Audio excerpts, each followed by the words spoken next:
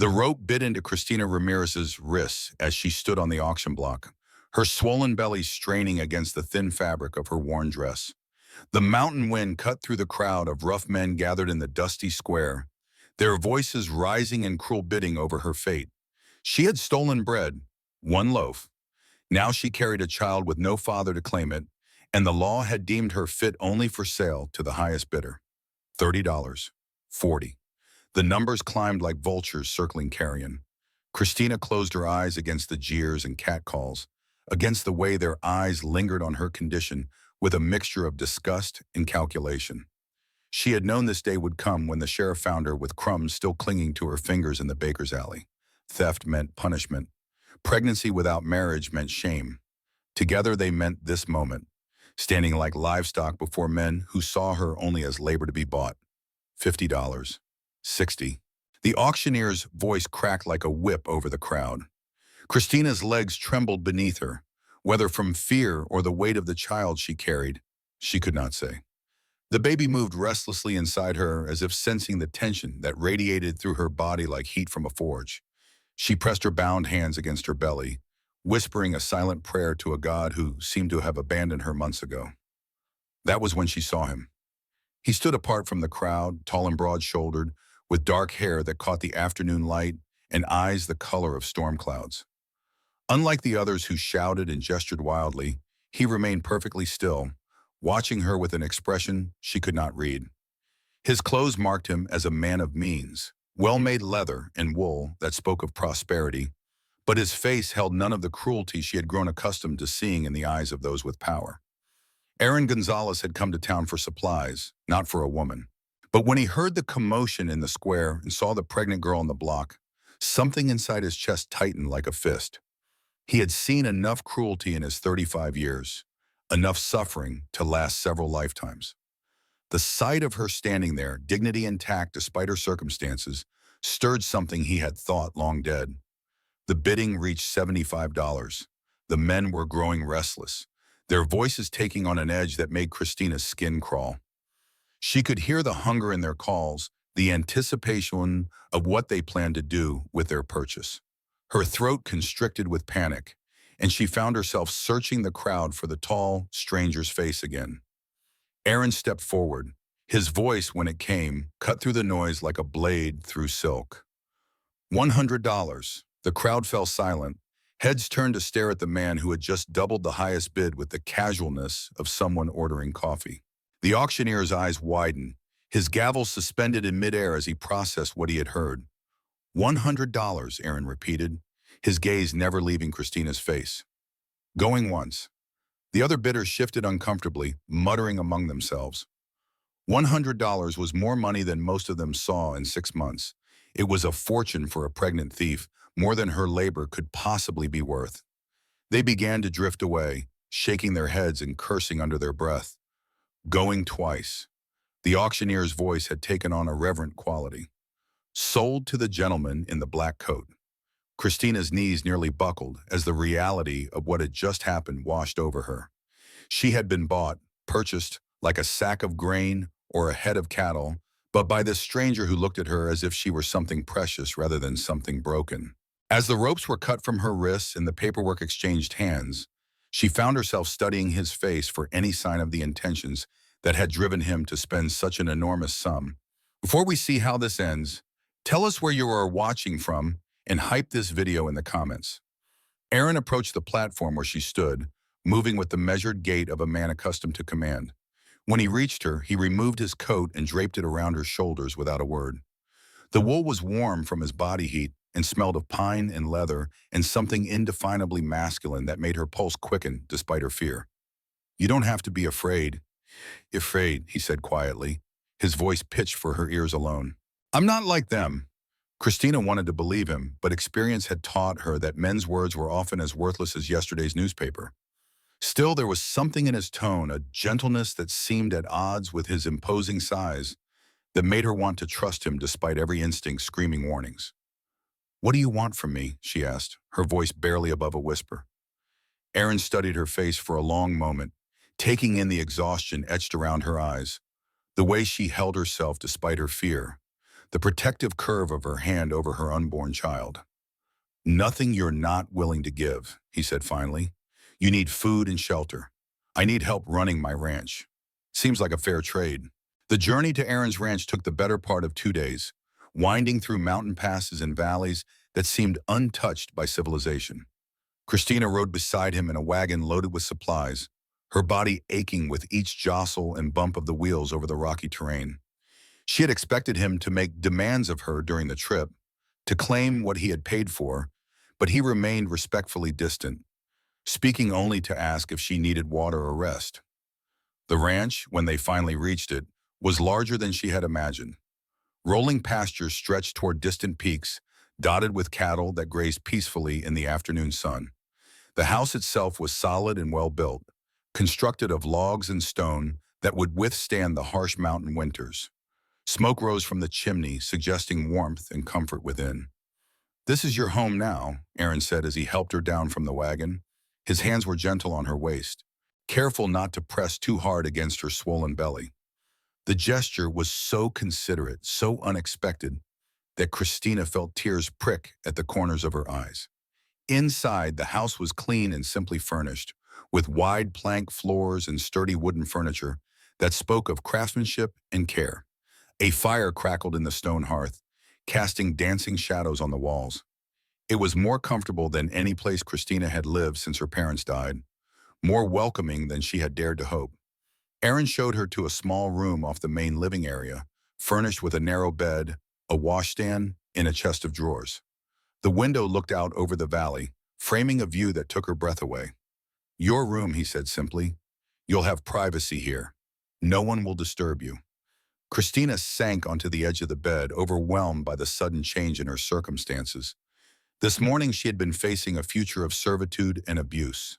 Now she sat in a clean room with a comfortable bed and a view that belonged in a painting. It felt like a dream, too good to be real. "Why?" she asked when Aaron turned to leave. "Why did you buy me? Why are you being kind?" Aaron paused in the doorway, his broad shoulders filling the frame.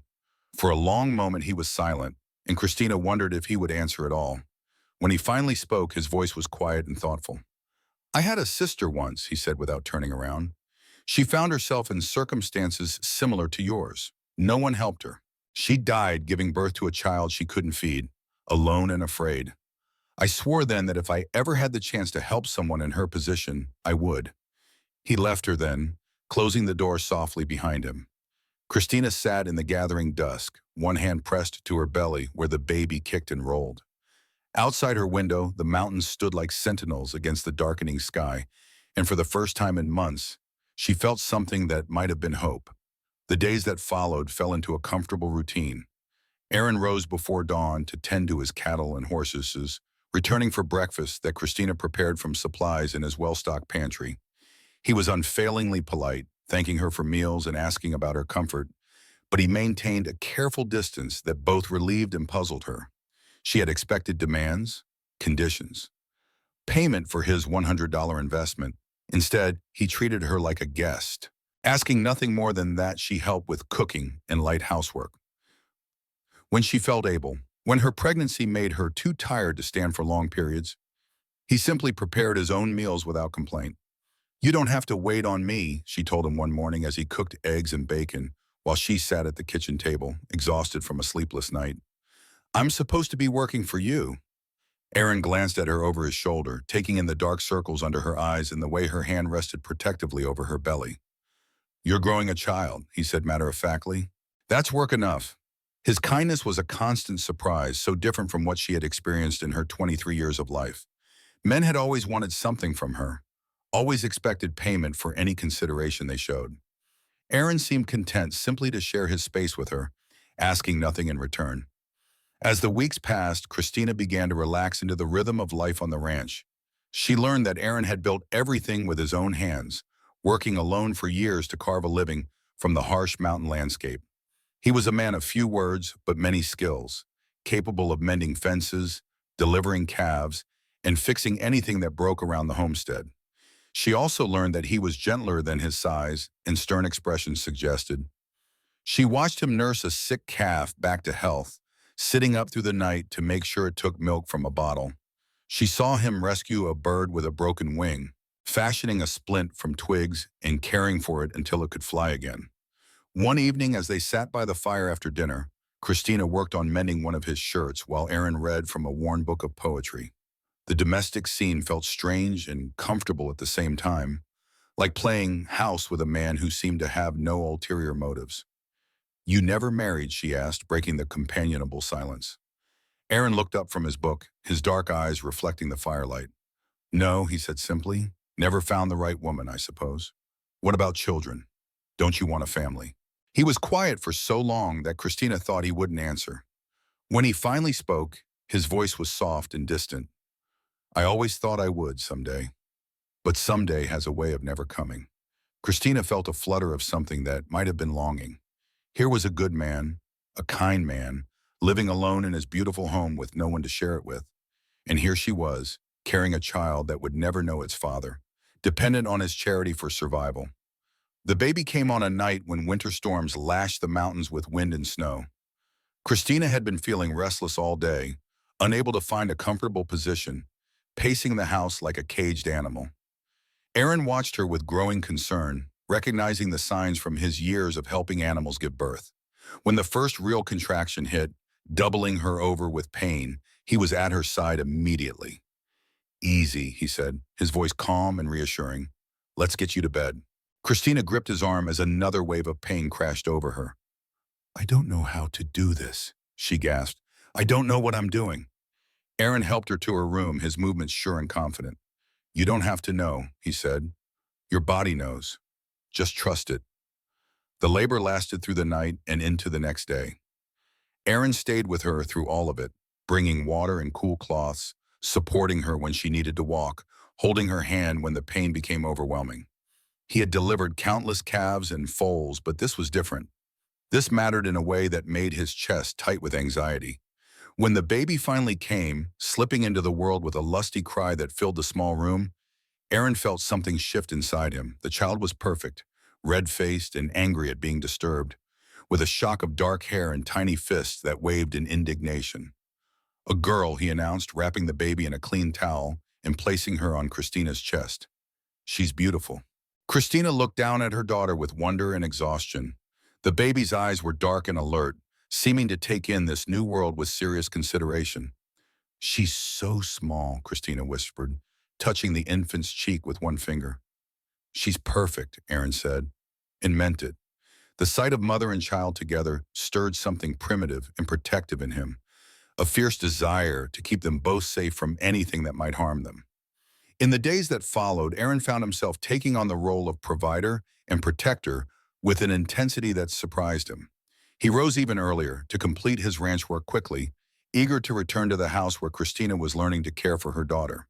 He cooked meals and cleaned dishes without being asked, understanding that she needed time to recover and bond with the baby. The child, whom Christina named Gloria after her grandmother, seemed to thrive in the peaceful environment of the ranch. She was a good baby, sleeping well, and crying only when hungry or wet.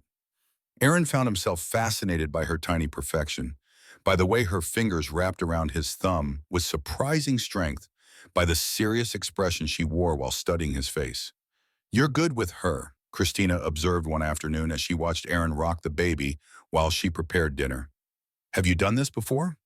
Aaron looked down at Gloria, who had fallen asleep against his chest. "No," he admitted, "but she makes it easy." Christina felt her heart skip at the sight of this strong, capable man cradling her daughter with such gentle care. In the weeks since Gloria's birth, Aaron had been everything she could have asked for in a partner, supportive and helpful without being intrusive. He had never once made her feel like a burden or suggested that she owed him anything for his kindness. But she was also aware that their arrangement was temporary at best. She was a woman with a child and no husband, dependent on the charity of a man who had bought her at auction. No matter how kind he was, no matter how much she was beginning to care for him, she had no real claim on his life or his home. The realization hit her one evening as she watched Aaron teaching Gloria to hold her head up, his large hands supporting her tiny body with infinite patience. This wasn't real. This comfortable domestic life, this feeling of belonging somewhere, of being part of a family, it was all borrowed time. Aaron must have sensed her distress because he looked up from the baby to study her face. "What's wrong?" he asked. Christina shook her head, not trusting herself to speak. How could she explain that she was falling in love with him, with this life, with the dream of a future that could never really be hers? How could she tell him that every day made it harder to remember that she was just a charity case, a woman he had rescued from a bad situation out of the goodness of his heart? "Christina," Aaron said gently, setting Gloria in her basket and moving to sit beside her on the sofa. "Talk to me." The concern in his voice broke something loose inside her chest. "I can't stay here forever," she said, the words coming out in a rush. "I know you've been kind, more than kind, but I can't keep taking advantage of your generosity. I need to find work, find a place of my own." Aaron was quiet for a long moment, his dark eyes searching her face. "Is that what you want?" he asked finally. "To leave." Christina's throat constricted with unshed tears. "What I want doesn't matter," she said. "I have to think about Gloria, about what's best for her. She needs stability, security, not dependence on someone who might change his mind about helping us." Aaron reached out to cup her face in his hands, his touch gentle but firm. "Look at me," he said. "Do you really think I would turn you out? After everything we've shared, everything we've built here together?" Christina leaned into his touch despite herself. "I don't know what to think," she whispered. "I don't know what any of this means." Aaron's hands stilled on her face, his thumbs brushing away tears she didn't realize she had shed. "It means," he said slowly, "that I've fallen in love with you, both of you. It means I want you to stay, not as someone I rescued, but as my wife." Christina's breath caught in her throat. The words hung between them like a bridge she was afraid to cross, too wonderful to believe and too dangerous to trust. "You don't mean that," she said. "You can't mean that." "I've never meant anything more in my life," Aaron replied. "I know the circumstances weren't ideal. I know this isn't how these things usually happen, but I can't imagine my life without you anymore. Without either of you." He pulled her closer, his forehead resting against hers. "I love the way you hum while you cook breakfast. I love watching you with Gloria, seeing how gentle and patient you are with her. I love that you're strong enough to survive what you've been through and still have room in your heart for kindness." Christina closed her eyes, overwhelmed by the intensity of his words. "But what about love?" she asked. "Real love, not just gratitude or convenience." Aaron's lips curved in a small smile. "What do you think this is?" he asked. "What do you think I've been feeling every time I watch you rock our daughter to sleep? Every time you smile at something I've said? Every time you trust me enough to let your guard down?" "Our daughter." The words sent a warm rush through Christina's chest. Gloria wasn't his by blood, but he had claimed her as surely as if she carried his name. "I love you too," Christina whispered, the admission torn from somewhere deep inside her. "I've been trying not to, trying to protect myself, but I can't help it. You're everything I never dared to hope for." Aaron kissed her then, soft and sweet and full of promise. When they broke apart, Gloria chose that moment to wake with a soft cramp, as if she sensed the importance of what was happening between the two people who had become her world. They were married the following spring in a simple ceremony in town, with Gloria sleeping peacefully in Christina's arms throughout the vows. The same people who had watched Christina sold at auction now witnessed her transformation into a respected rancher's wife. Though many shook their heads at Aaron's choice to marry a woman with such a questionable past, Aaron didn't care about their opinions. He had found something precious in Christina, something worth more than all the gold in the mountains. She had brought light and laughter into his solitary life, had given him a family he had never expected to have. Christina flourished as Aaron's wife, her natural intelligence and determination making her a valuable partner in running the ranch. She learned to keep books and manage supplies, to tend sick animals and help with difficult births. The scared, desperate woman who had stood on the auction block was gone, replaced by someone confident in her own worth and secure in her place in the world. As Gloria grew from infant to toddler, she became the heart of their small family. Aaron delighted in teaching her to ride, to identify different birds and flowers, to count the stars that filled the mountain sky.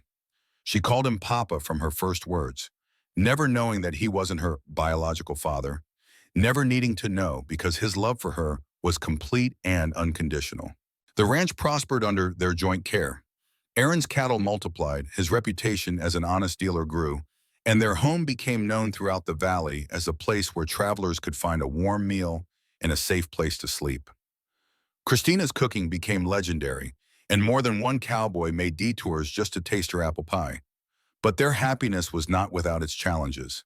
There were hard winters when the snow piled higher than the windows, and they had to fight to keep their livestock alive. There were dry summers when the grass withered and they worried about having enough feed. There were nights when Gloria ran high fevers and they took turns sitting by her bedside, praying for morning to bring relief. Through it all, they faced each obstacle together, their partnership growing stronger with each test. Aaron learned that Christina was braver than he had ever imagined, willing to ride out into blizzards to rescue lost cattle, to stay up all night nursing sick animals back to health. Christina discovered that Aaron's quiet strength was matched by a tenderness that never failed to surprise her, whether he was braiding Gloria's hair or sitting with her during thunderstorms that frightened her. 3 years after their marriage, Christina stood in the kitchen of their expanded home, watching through the window as Aaron taught 5-year-old Gloria to lasso fence posts in the yard. The little girl's dark curls bounced as she concentrated on her father's instructions, her small face serious with determination. Aaron's patience was infinite, adjusting her grip on the rope, demonstrating the motion over and over until she managed to snare her target. The sight filled Christina with a contentment so deep it sometimes took her breath away. This life, this family, had grown from the darkest moment of her existence into something beautiful beyond her wildest dreams. The scared, desperate woman who had stolen bread to survive was gone, replaced by someone who knew her own worth and trusted in the love that surrounded her. A knock at the front door interrupted her thoughts. Christina wiped her hands on her apron and went to answer it, surprised to find Sheriff Morrison standing on her porch.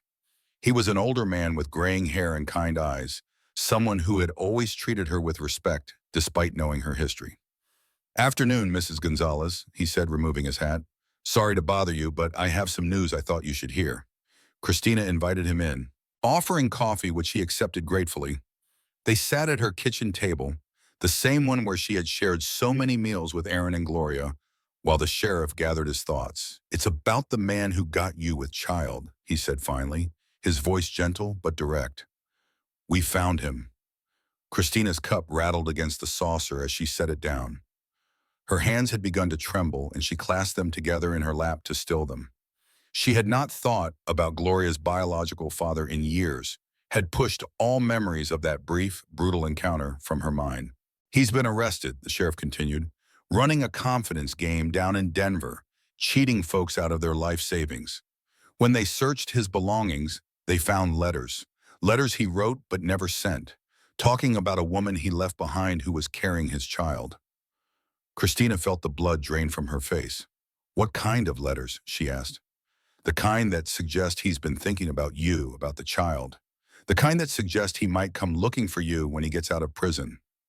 The sheriff's words hit Christina like a physical blow. She had built her new life on the foundation of Aaron's love and protection, had allowed herself to believe that her past was truly behind her. The thought that Gloria's father might someday appear, might try to claim some right to the daughter he had abandoned before her birth, filled her with a terror she had not felt in years. "How long?" she asked, her voice barely above a whisper. "How long is his sentence?" 2 years, maybe less with good behavior." The sheriff leaned forward, his expression serious. "I wanted you to know so you could prepare. Talk to your husband, maybe think about what you'll do if he shows up here." After the sheriff left, Christina sat alone in her kitchen, staring out at Aaron and Gloria in the yard. They were laughing now, Gloria having successfully roped a fence post and dancing around in celebration, while Aaron applauded her achievement. The scene was so perfect, so peaceful, that it seemed impossible that anything could threaten it. But Christina knew better than most how quickly life could change, how suddenly safety could become danger. She had learned that lesson the hard way, and she would not let her family be caught unprepared. When Aaron came in for dinner, dusty and tired from a day of ranch work, he immediately sensed her distress. "What's wrong?" he asked, crossing to where she stood at the stove and placing his hands on her shoulders. Christina leaned back against his solid warmth, drawing strength from his presence. "The sheriff came by," she said. "He had news about Gloria's father. She told him everything, watching his face grow progressively more serious as she spoke. When she finished, Aaron was quiet for a long moment, his jaw tight with suppressed anger. "He has no claim on her," Aaron said finally, "legal or otherwise. Gloria is my daughter in every way that matters." "But what if he tries to take her?" Christina asked. "What if he comes here and demands his rights as her biological father?" Aaron turned her in his arms, his dark eyes fierce with protective determination. "Then he'll learn what happens to men who threaten my family," he said. "I didn't fight off wolves and rustlers and harsh winters to build this life just to hand it over to some coward who abandoned you when you needed him most." His words should have comforted her, but Christina knew that legal battles could be complicated, especially when they involved unmarried mothers and children born out of wedlock. The law was not always kind to women in her position, and she had learned not to trust in justice or fairness. That night, as they lay in bed with Gloria sleeping peacefully in the next room, Christina stared at the ceiling and tried to imagine what she would do if her past came calling. She had found happiness here, had built a life worth protecting, but she also knew that sometimes protecting the people you loved meant making sacrifices you never wanted to make. Aaron seemed to sense her restlessness because he pulled her closer, his arm tightening around her waist. "We'll face whatever comes," he said into the darkness. "Together, the way we always have." Christina wanted to believe him, wanted to trust that their love was strong enough to overcome any challenge. But in the quiet hours before dawn, she made plans of her own, contingencies that she prayed she would never have to use, but that gave her a measure of comfort in an uncertain world. The seasons turned, and life on the ranch continued its peaceful rhythm. Gloria grew taller and more confident, learning to ride her own pony and help with simple chores around the homestead. Aaron expanded their herd and built a new barn, his success allowing them comforts that Christina had never dreamed of having. They were happy, prosperous, secure in their love for each other and their daughter. But Christina never forgot the sheriff's warning. She kept a small bag packed and hidden in the back of her wardrobe, containing money she had saved from selling eggs and butter in town, along with important papers and a few precious belongings. She taught Gloria games that were really lessons in hiding and staying quiet, disguised as fun activities that the little girl enjoyed. Aaron noticed her preparations, though he said nothing. He understood his wife well enough to know that her caution came from hard experience, that her need to have escape plans was born from years of vulnerability. Instead of questioning her, he quietly made preparations of his own, ensuring that their ranch was as secure as possible and that he had allies in town who would stand with them if trouble came. The trouble arrived on a cold morning in late autumn, 2 years and 3 months after the sheriff's visit. Christina was hanging laundry on the line behind the house when she saw a lone rider approaching along the mountain trail. Something about the man's posture, the way he sat his horse, made her stomach clench with recognition, even before she could see his face clearly. She knew him immediately when he drew close enough. Wayne Bennett looked older than his 28 years, his face weathered by hard living, and his clothes showing the wear of a man who had fallen far from whatever respectability he had once claimed. But his eyes were the same pale blue she remembered, cold and calculating, as they surveyed the ranch with obvious surprise. "Well, well," he said, dismounting near the front porch where Christina stood frozen. "Look what became of the little thief. Seems you've done quite well for yourself." Christina's mouth was dry as dust, but she forced herself to speak calmly. "What do you want, Wayne?" He smiled, but there was no warmth in it. "I want to see my daughter, of course. Been thinking about her a lot lately, wondering what she looks like, whether she takes after her old man." "She's not your daughter," Christina said, her voice stronger than she felt. "You have no claim on her." Wayne laughed, a harsh sound that made Christina's skin crawl. "The law might disagree with you there, sweetheart. Blood is blood, and I've got papers that prove she's mine." From inside the house came the sound of Gloria's laughter as she played with a set of wooden blocks Aaron had carved for her. The innocent joy in that sound, so at odds with the tension crackling in the yard, made Christina's protective instincts flare like wildfire. "You left me," she said, her voice rising despite her efforts to stay calm. "You took what you wanted and disappeared without a word. You have no right to come here now and claim anything." Wayne's expression hardened. "I was young and stupid," he said.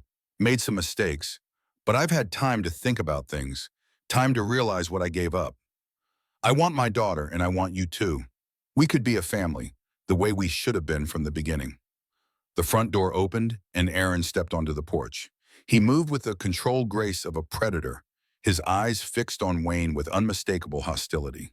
His presence changed the entire dynamic of the confrontation, introducing an element of physical threat that made Wayne take an unconscious step backward.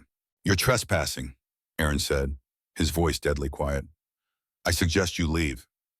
Wayne's gaze flicked between Aaron and Christina, taking in the obvious bond between them, the way Christina had moved closer to her husband's protective presence.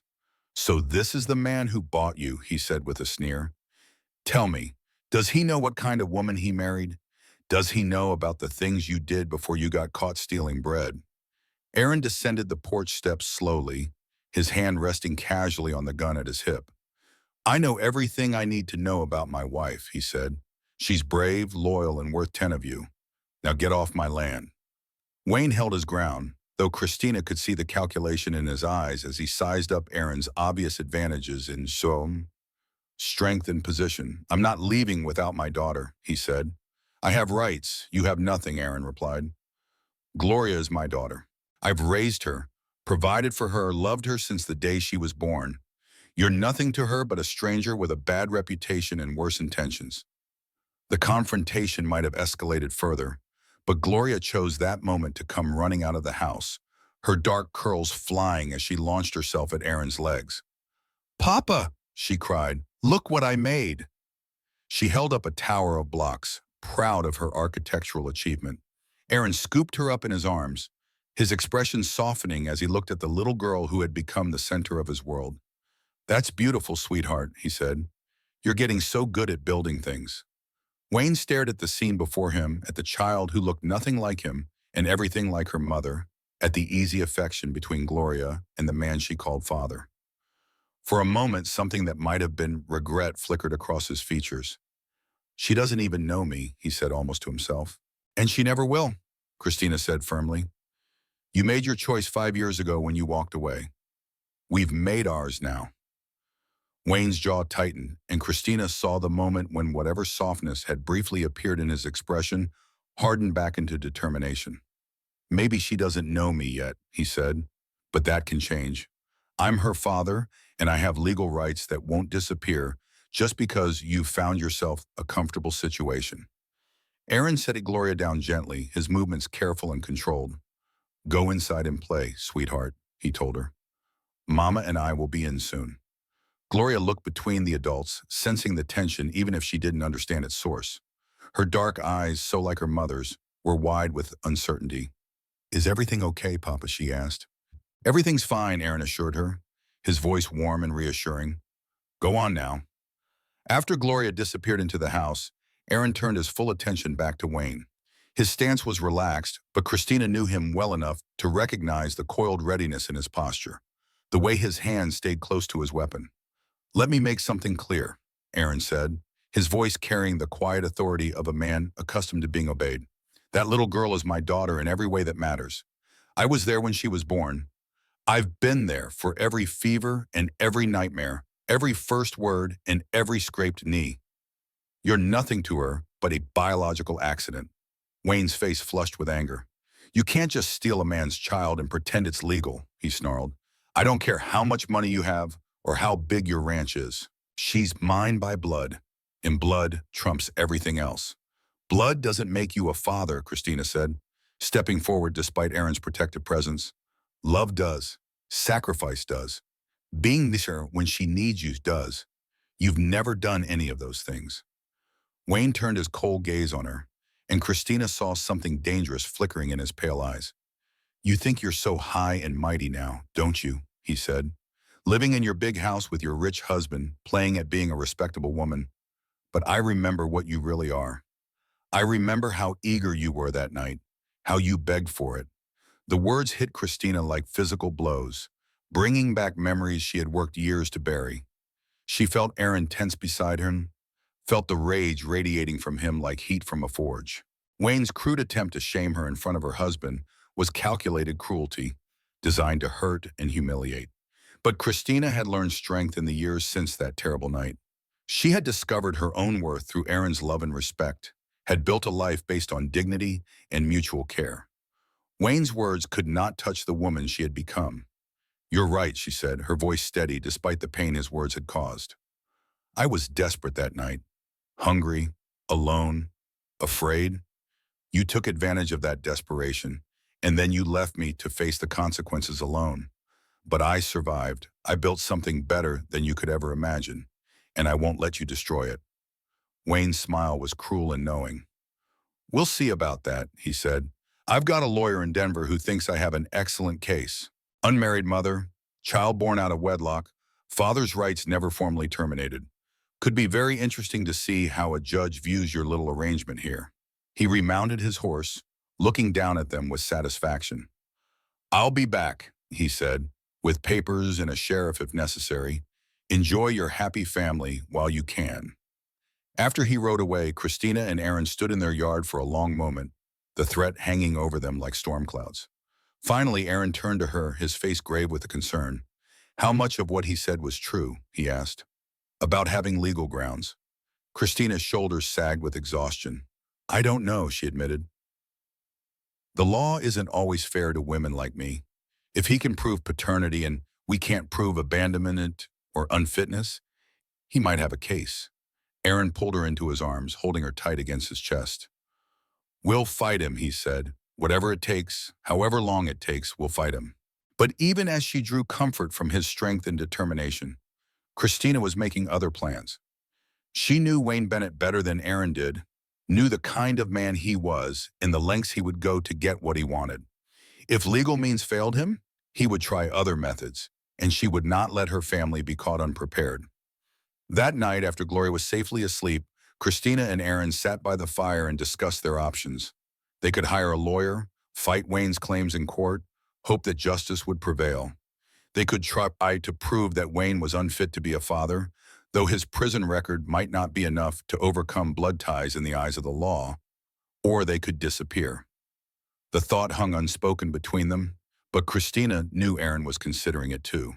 They had built a good life here, but it was not the only place they could be happy. With Aaron's skills and their combined savings, they could start over somewhere Wayne would never find them. But running would mean abandoning everything they had worked for, leaving behind the ranch that Aaron had built with his own hands, the community where they had found acceptance and respect.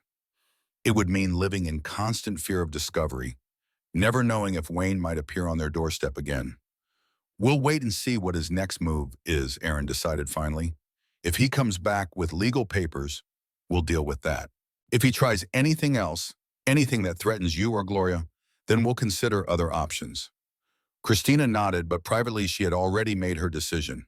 She would not let Wayne Bennett destroy the life she had built with Aaron, would not let him traumatize Gloria or tear apart their family. If it came down to a choice between fighting a battle they might lose and protecting the people she loved, she knew which option she would choose. The lawyer arrived 3 days later, a thin, nervous man named George Taylor, who clearly wished he was anywhere else. He sat uncomfortably in their parlor, shuffling through papers while Aaron and Christina waited for him to speak. Gloria played quietly in the corner, building elaborate structures with her blocks, unaware that her entire future hung in the balance. "Mr. Bennett has retained my services," Taylor began, his voice apologetic, "to establish his parental rights regarding the minor child.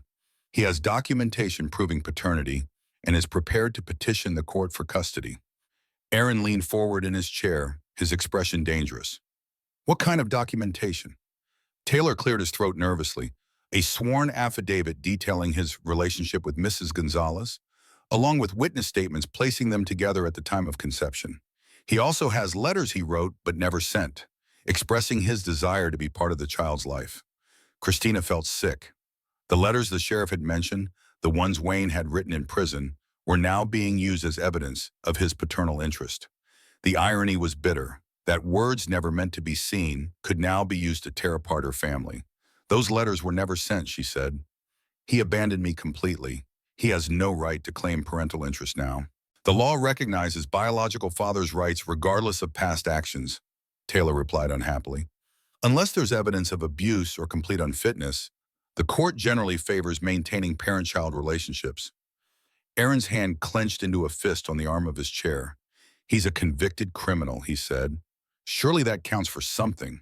Fraud and confidence games, while serious, don't automatically disqualify someone from parental rights, Taylor explained. The court would need evidence of direct harm to the child or mother. What does he want?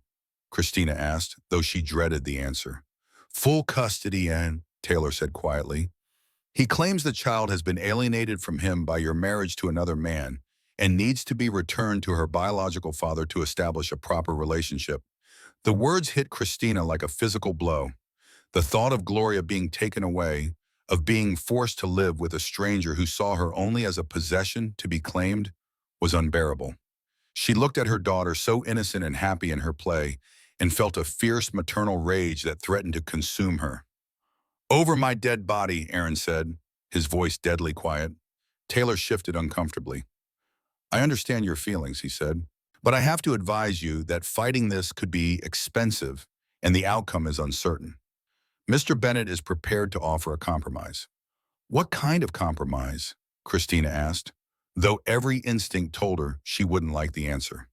He would be willing to drop the custody suit if Mrs. Gonzalez agrees to return to him voluntarily. He believes they could rebuild their relationship and provide a proper home for their daughter together. Christina's stomach turned at the suggestion.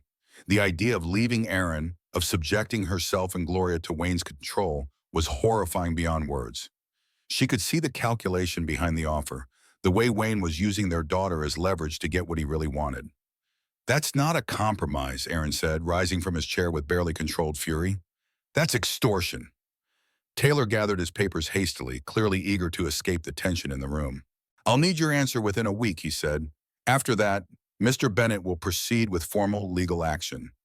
After the lawyer left, Christina sat in stunned silence while Aaron paced the room like a caged wolf. Gloria, sensing the distress of the adults around her, came to climb into her mother's lap, her small arms wrapping around Christina's neck in an unconscious gesture of comfort.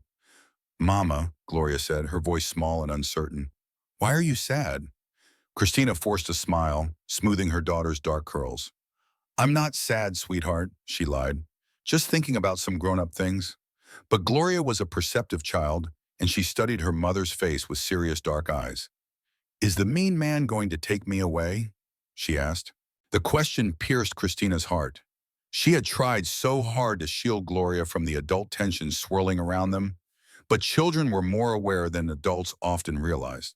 The thought that her 5-year-old daughter was already afraid, already sensing the threat to their family, made Christina's protective instincts flare even stronger. No one is going to take you anywhere, Christina said firmly. Papa and I won't let that happen. Aaron stopped pacing to kneel beside their chair, his large hand gentle on Gloria's back. That's right, Princess, he said. You're safe here with us. Always. But even as they reassured their daughter, Christina could see the doubt in Aaron's eyes, the same fear that was eating at her own heart. They were good people trying to protect their child, but the law was not always on the side of the righteous. Sometimes money and persistence could overcome love and dedication. That night, after Gloria was asleep, Christina made her final preparations.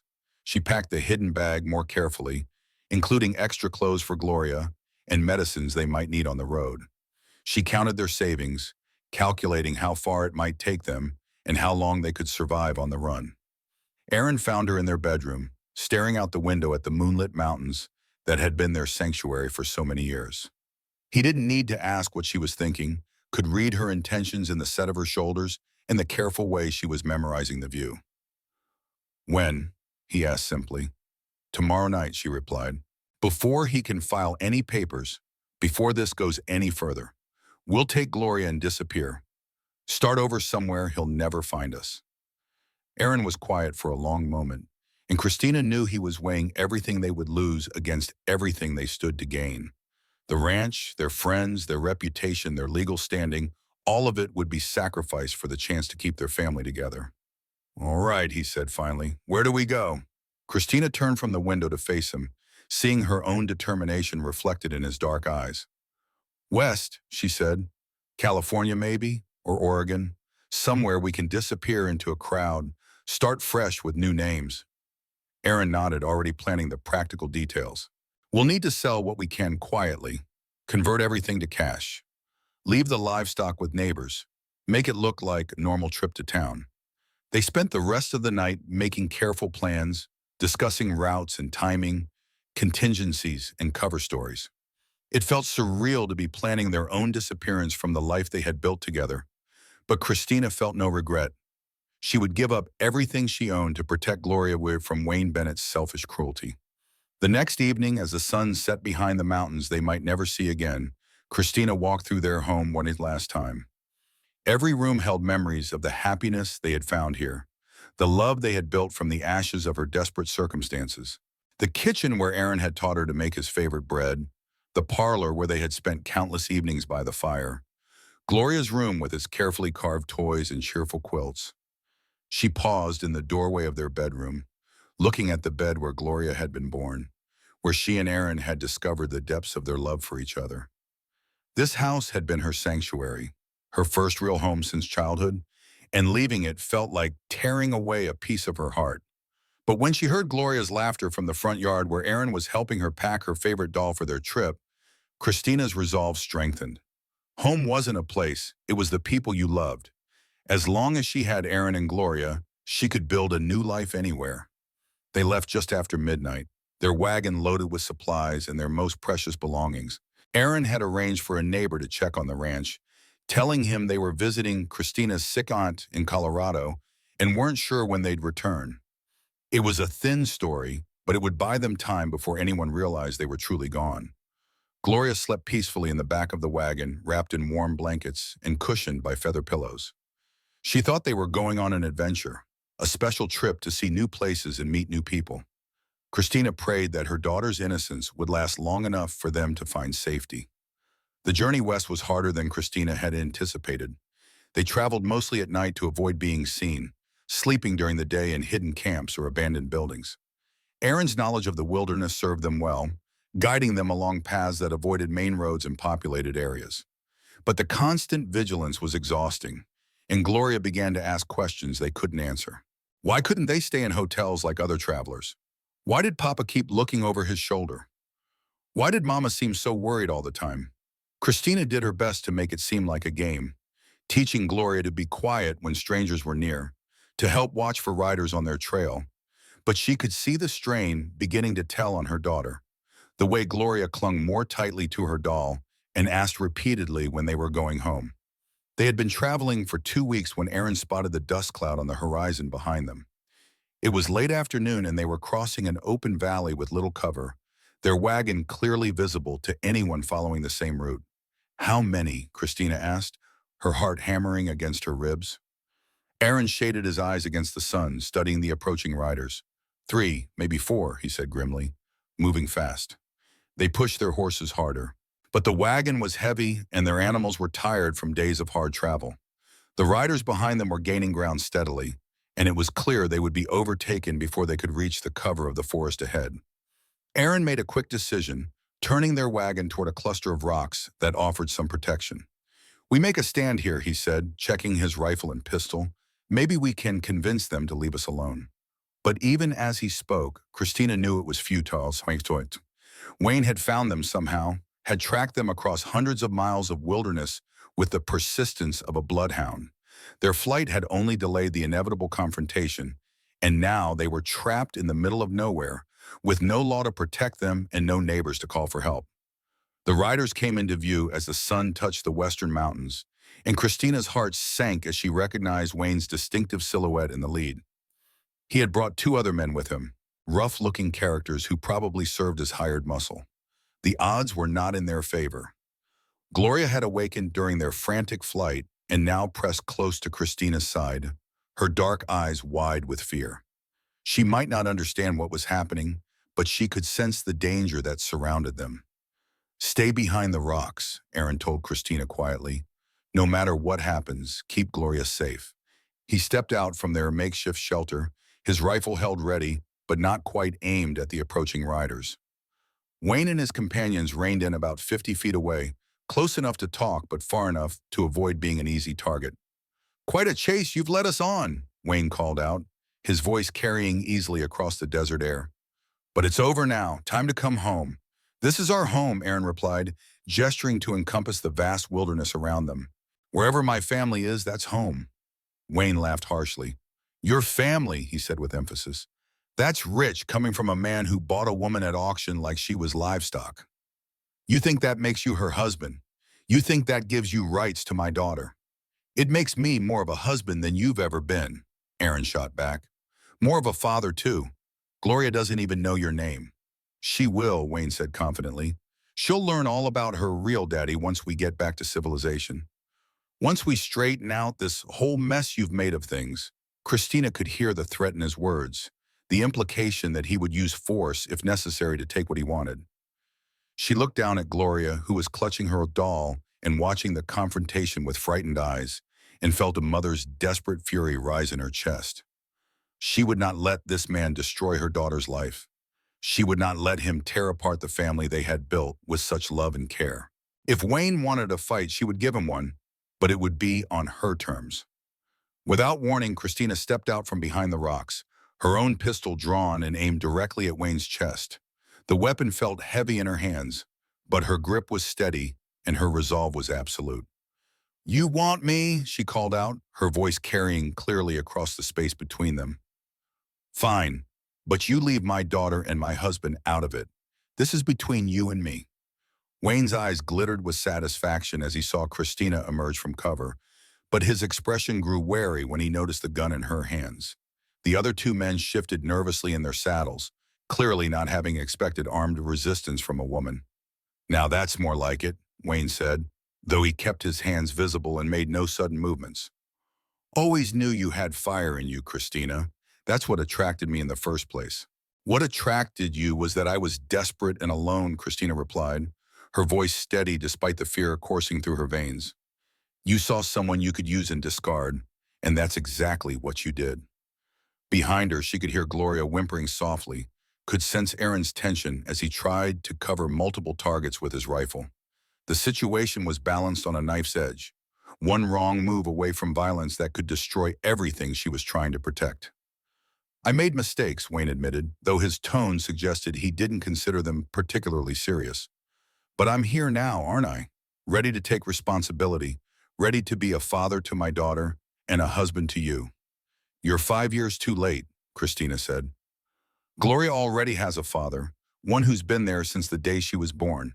And I already have a husband, one who treats me with respect and love. Wayne's face darkened with anger. You think this mountain man loves you, he snarled. You think he sees you as anything more than a convenient whore who cooks his meals and warms his bed. He bought you, Christina. Paid money for you like you were a horse or a cow. The words were calculated to hurt, to drive a wedge between Christina and Aaron by playing on her deepest insecurities. For a moment, she felt the old shame trying to resurface, the voice that whispered she was nothing more than damaged goods that Aaron had taken pity on. But then she remembered the way Aaron looked at her each morning when she woke in his arms, the gentle way he touched her face when he thought she was sleeping, the fierce pride in his voice when he introduced her as his wife. Wayne's cruel words couldn't touch the reality of the love they shared. He chose me, she said firmly, not because he had to, not because of obligation or pity, but because he wanted to build a life with me. That's more than you ever offered. Wayne's patience was clearly wearing thin. His hired men were getting restless, and the sun was sinking lower toward the horizon. Soon it would be dark, and darkness would favor the defenders rather than the attackers. Enough talking, Wayne snapped. You're coming with me, and you're bringing the girl. We can do this easy, or we can do it hard, but either way you're coming. He started to dismount, but Aaron's rifle swung to cover him directly. I wouldn't do that if I were you, Aaron said quietly. You're not taking them anywhere. Wayne froze with one foot in the stirrup, his eyes calculating the distance between himself and Aaron's gun barrel. The two hired men had their hands on their weapons, but hadn't drawn them yet, waiting to see how their employer wanted to play the situation. You can't watch all of us, Wayne said, and you can't protect them forever.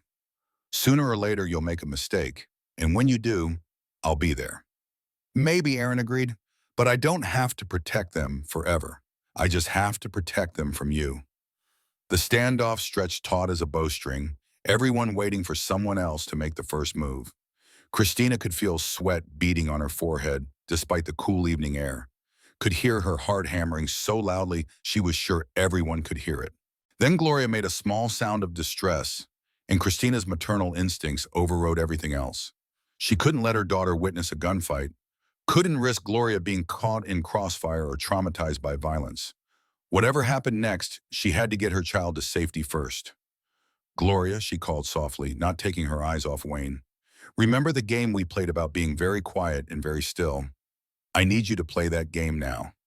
But before Gloria could respond, Wayne made his move. He threw himself sideways out of the saddle, rolling behind his horse for cover, while simultaneously shouting orders to his men.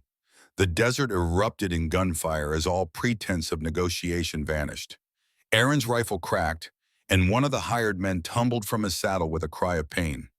Christina dove back toward the rocks where Gloria was hiding, but not before she saw Wayne circling around to flank their position.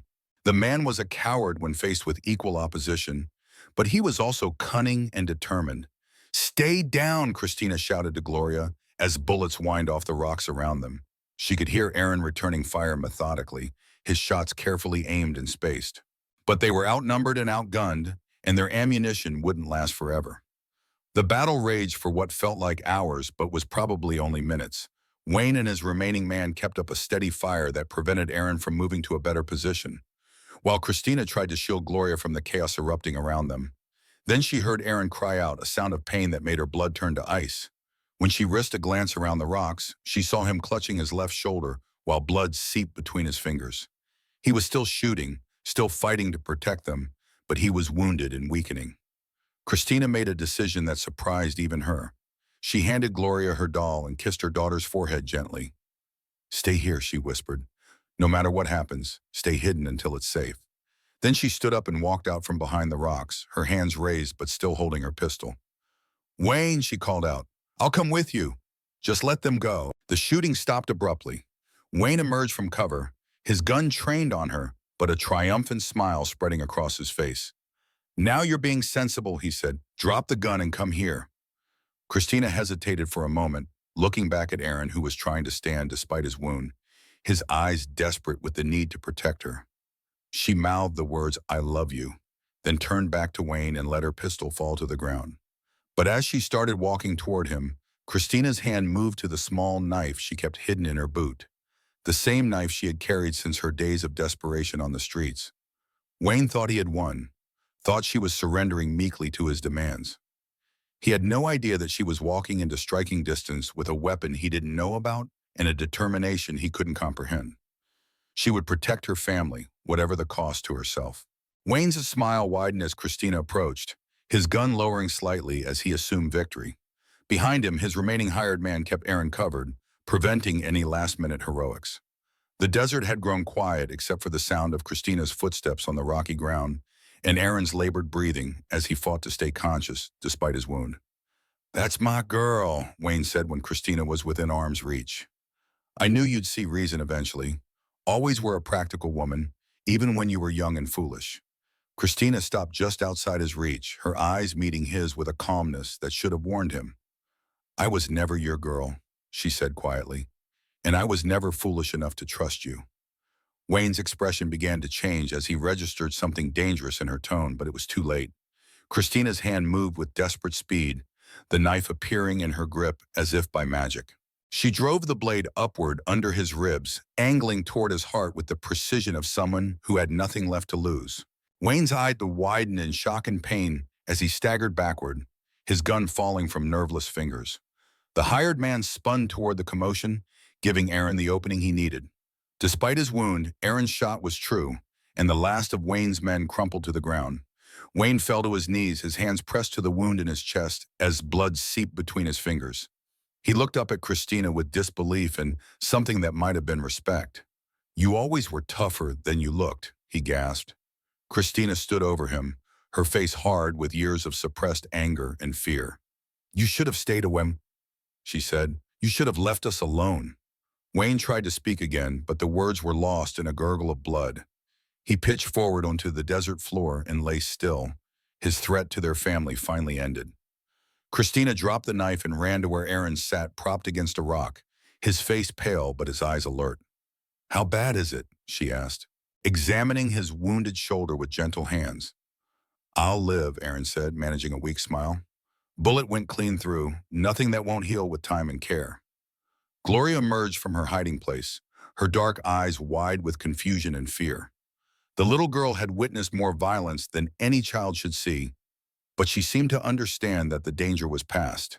She ran to her parents, throwing her arms around both of them in a desperate embrace. "Is the mean man gone?" she asked in a small voice. "Yes, sweetheart," Christina said, holding her daughter close. "He's gone and he won't bother us anymore."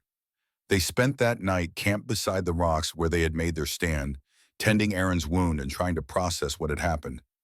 Wayne Bennett was dead, and with him died the threat that had driven them from their home. They were free to return to their ranch, to rebuild the life they had been forced to abandon.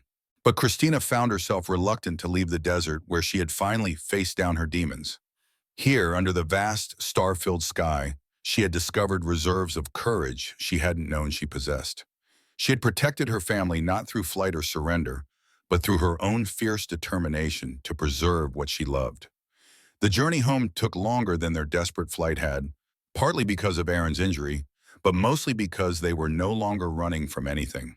They traveled during the day now, stopping to rest when they needed to, taking time to show Gloria the wonders of the wilderness around them. When they finally crested the hill that overlooked their valley and saw their ranch spread out below them, Christina felt tears of relief and joy streaming down her face. The house looked exactly as they had left it, solid and welcoming in the afternoon sunlight. Smoke rose from the chimney where their neighbor had kept fires burning, and the cattle grazed peacefully in familiar pastures. "Home," Gloria said with satisfaction, echoing Christina's own thoughts. They settled back into their old routines with surprising ease. Aaron's shoulder healed cleanly, leaving only a small scar as a reminder of their ordeal. Gloria seemed to suffer no lasting trauma from what she had witnessed, though she stayed closer to her parents for several weeks and had occasional nightmares that required gentle comfort. The legal threat that Wayne had represented, Boyd died with him, his lawyer's papers becoming meaningless without a client to pursue the case. Gloria remained safely and legally Aaron's daughter, the only father she had ever known or wanted. As the seasons turned and life returned to normal, Christina often thought about the woman she had been when Aaron first bought her at auction. That frightened, desperate creature seemed like a stranger now, someone she had known long ago but could barely remember being. She had been forged by hardship into someone stronger than she had ever imagined possible. The woman who had stolen bread to survive had become someone who would kill to protect her family. The girl who had been sold like property had become a wife and mother who knew her own worth and would let no one diminish it. On quiet evenings when she sat with Aaron and Gloria by their fire, watching the flames dance and listening to the mountain wind in the trees, Christina sometimes marveled at the journey that had brought her to this place of peace and contentment. She had been broken and remade, lost and found, sold and redeemed. But most of all, she had been loved. Aaron's love had given her the foundation to rebuild herself, to discover the strength that had always been inside her, waiting to be awakened. Gloria's love had given her purpose and fierce protective instincts that would never fade. The scared woman on the auction block was gone forever, replaced by someone who knew that home wasn't a place you found, but something you built with the people who mattered most. Christina had built hers with her own two funds, defended it with her own courage, and would cherish it for all the days of her life. In the end, Wayne Bennett had been right about one thing. She had stolen from Aaron every day since he bought her. She had stolen his solitude and his bachelor independence. She had stolen his quiet evenings and his freedom to make decisions without considering anyone else. But she had given him something far more valuable in return. She had given him love, laughter, and a daughter who adored him. She had given him a partnership that made both of them stronger, a home filled with warmth and joy, and a future bright with possibility. As Aaron often said when he held her close in the darkness before sleep, it was the best theft that had ever been committed against him. And he hoped she would keep stealing from him every day for the rest of their lives together.